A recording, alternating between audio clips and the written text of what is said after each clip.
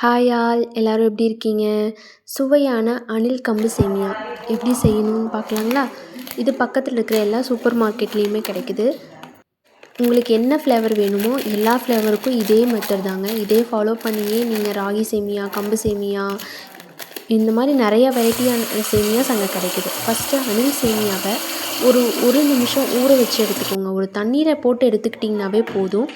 அதுக்காக நான் தண்ணியில் லைட்டாக உப்பு போட்டுக்கிறேன். ஏன்னா அணில் சேமியாவில் உப்பு ஆடட் இல்லை, நம்ம தான் உப்பு போட வேண்டும். அதனால உப்பு போட்டு ஊற வச்சு எடுத்துக்கிட்டிங்கன்னா ஈஸியாக இருக்கும். ஃபஸ்ட்டு இட்லி பாத்திரத்தில் வேக வச்சு தாங்க செய்யணும். அதுக்காக இட்லி பாத்திரத்தில் தண்ணி ஊற்றி கொஞ்சம் நேரம் ஹீட் பண்ணி வச்சுக்கலாம். ஹீட் பண்ணி வச்சுட்டு அதுக்கப்புறம் எடுத்து அணில் சேமியாவை எடுத்து உள்ளே வச்சிங்க அப்படின்னா சீக்கிரம் வெந்துடும், நம்மளுக்கும் டைம் சேவிங்காக இருக்கும். சரிங்களா? நெக்ஸ்ட்டு அணில் சேமியா வேக வைக்கிறக்காக நான் பாத்திரத்தில் தண்ணி ஊற்றி அதை கொஞ்சம் நேரம் கொதிக்க விட்டுக்கிறேன். தென் அணில் சேமியாவை தண்ணி ஊற்றி உப்பு போட்டு கலக்கி வச்சுருந்தோம்ல, அதில் எடுத்து போட்டு நல்லா மிக்ஸ் பண்ணி வச்சுக்கலாம்.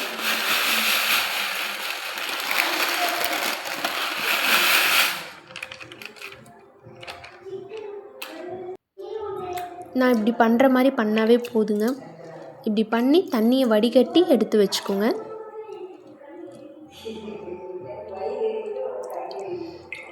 நெக்ஸ்ட் அணில் சேமியாவுக்கு தேவையான வெங்காயம், தக்காளி, பச்சை மிளகா, கருவேப்பிலை, கொத்தமல்லி இதெல்லாம் எடுத்து எல்லாத்தையும் நறுக்கி வச்சுக்கோங்க. அந்த நம்ம இட்லி பாத்திரத்தில் தண்ணி ஊற்றி ஹீட் பண்ண வச்சுருக்கோம்ல, அது ஹீட் ஆயிடுச்சு.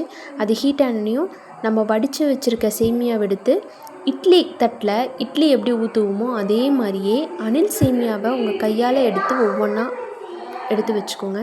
நான் இப்போ காட்டுற மாதிரி எடுத்து வைங்க. நல்லா உதிரியாக சூப்பராக வரணும் அப்படின்னா நான் சொல்கிற மெத்தடை ஃபாலோ பண்ணுங்கள். கண்டிப்பாக உதிரியாக வரும்.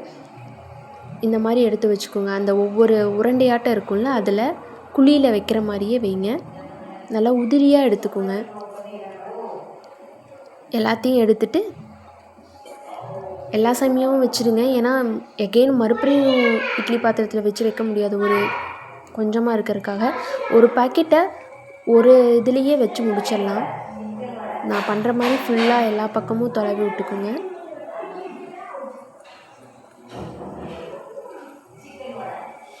அவ்வளோதான், முடிஞ்சிருச்சு. இவ்வளோ தான் வரும். 2 பிளேட்டில் வச்சாவே போதுங்க. இந்த இட்லி பாத்திரம் பார்த்திங்கன்னா ஒரு 6 இட்லி இருக்கிறது, 8 இட்லி இருக்கிறது சாரி, இதில் வச்சு எடுத்துக்கலாம். தண்ணி பார்த்திங்கன்னா ஹீட் ஆயிடுச்சு, நல்லா கொதிக்குதுங்களா? இந்த சமயத்தில் அந்த இட்லி தட்டில் இருக்கிற சேமியாவை எடுத்து உள்ளே வச்சுக்கோங்க.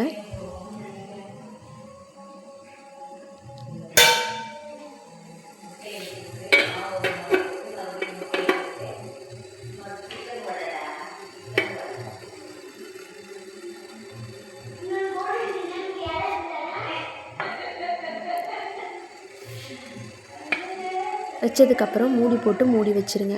ஒரு 5 to 8 minutes வெந்தாவே போதுங்க. ஏன்னா தண்ணி ஏற்கனவே ஹீட் ஆகி தான் இருக்குது, சீக்கிரம் வெந்துடும். ரொம்ப வெந்துச்சுனாலும் கொலன்னு போயிடும். ஸோ அதனால் ஒரு 5 to 8 minutes மட்டும் ஊற வச்சுக்கோங்க. நான் அதுக்குள்ளே வெங்காயம், பச்சை மிளகா, தக்காளி, கருவேப்பிலை, கொத்தமல்லி தலையெல்லாம் நறுக்கி வச்சுட்டேன். இந்த மாதிரி நல்லா பொடியாக நறுக்கி வச்சுக்கோங்க. அப்போ தான் சாப்பிட கொஞ்சம் டேஸ்ட்டாக இருக்கும். இப்போ சேமியா வெந்துருச்சான்னு பார்க்கலாம். வெந்துருச்சு. நல்லா தொட்டு அமுக்கி பாருங்கள், நல்லாவே வெந்திருக்கும். வெந்ததுக்கப்புறம் அடுப்பை ஆஃப் பண்ணிவிட்டு அது கொஞ்சம் நேரம் ஆற வச்சுருங்க. ஆற வச்சதுக்கப்புறம் ஒரு வாணி எடுத்து அதில் எண்ணெய் ஊற்றி கடுகு போட்டுக்கோங்க. ஃபஸ்ட்டு பேன் ஹீட் ஆகட்டும். ஹீட் ஆனதுக்கப்புறம் எண்ணெய் ஊற்றிக்கோங்க. எண்ணெய் ஊற்றி அதில் கடுகு, நம்ம நறுக்கி வச்சுருந்த வெங்காயம், தக்காளி, பச்சை மிளகா, ஃபஸ்ட்டு வெங்காயம் பச்சை மிளகாவை மட்டும் போட்டு நல்லா வதக்கி விட்டுக்கோங்க.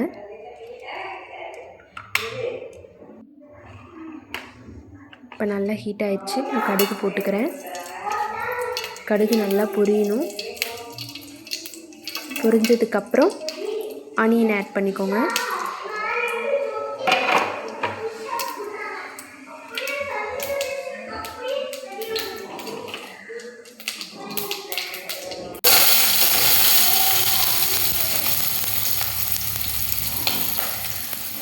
ஆனியன் ஆட் பண்ணி நல்லா வதக்கி விட்டுக்கோங்க. நல்லா ப்ரௌனிஷ் ஆகிற வரைக்கும் வதக்குங்க. அப்போ தான் வெங்காயத்தோட டேஸ்ட் ரொம்பவே நல்லாயிருக்கும்.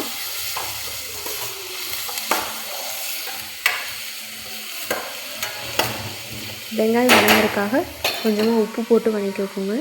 இப்போது நம்ம சேமியா வேக வச்சோம்ல, அதை இட்லி பாத்திரத்துலேருந்து வெளியே எடுத்து வச்சுக்கோங்க. அப்போ தான் அது வந்து கொஞ்சம் ஆறும், ரொம்ப கொலன்னு போகாது. அதே ஹீட்டில் வச்சுருந்தீங்கன்னா ரொம்ப கொலன்னு போயிடும், சாப்பிட நல்லா இருக்காது. உதிரியாக இருந்தால் தான் சேமியா நல்லாயிருக்கும். இப்போ தக்காளி ஆட் பண்ணி நல்லா வதக்கிக்கலாம்.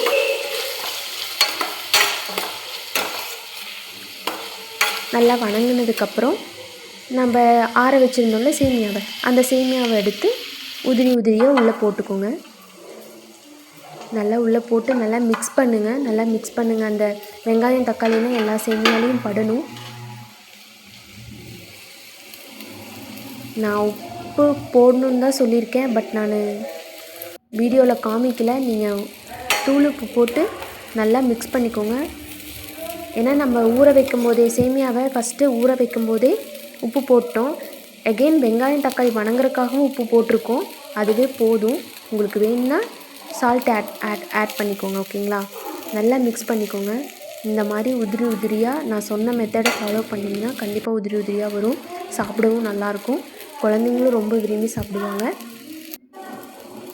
நான் ஏன் ஆயில் ஸ்ப்ரே பண்ணுறேன்னா, இன்னும் நல்லா உதிரியாக இருக்கணுன்ட்டு தான் ஆயில் ஸ்ப்ரே பண்ணுறேன். நல்லா லாஸ்ட்டாக ஃபைண்டாக கொத்தமல்லி தழை நல்லா போட்டு விட்டு ஒரு கலரி பிளேட்டில் வச்சு குழந்தைங்களுக்கு, உங்கள் வீட்டில் இருக்கிறவங்களுக்கெல்லாம் கொடுத்து பாருங்கள். அம்மா எப்படிம்மா செஞ்சீங்க, சூப்பராக இருக்குது அப்படின்னு சொல்லுவாங்க. பாய், நெக்ஸ்ட் வீடியோ பார்க்கலாம்.